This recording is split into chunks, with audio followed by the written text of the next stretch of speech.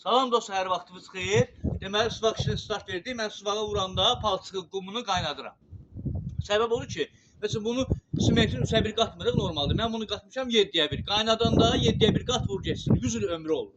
Mən kubiki də qaynadıram, özür bilirsiniz. Kafeli də qaynadıram, sıvağı da qaynadıram. İndi elə evlər var ki, kubiki qaynamayıb. Bilirəm, çox evlər köhnə tikillərdə. Mənim çəkilişimdən sonra görüblər ki, qaynatmaq lazımdır kubiki. İndi bax, köhnə tikillər var ki, evi kubikin qaynatmayıb. İndi problem yoxdur. Qaynatmayıbsa gec deyil. Onun sıvağını vurduranda belə qaynatsın. Özə necə? Bunu biraz sulu qatırsan palçığı. Sulu edirsən. Burada qaynamağın hardan bilirsən? Bir dənə buranın zəhmət olmasa, bu cür çəkir canına, normal. Sıvaq qumu şey olur. Normal cür. Hələ belə hazır deyil. Bu hazır olanda çəkəcək canını, ondan sonra başlayıb vuracam. Bu videonu çalışın paylaşın.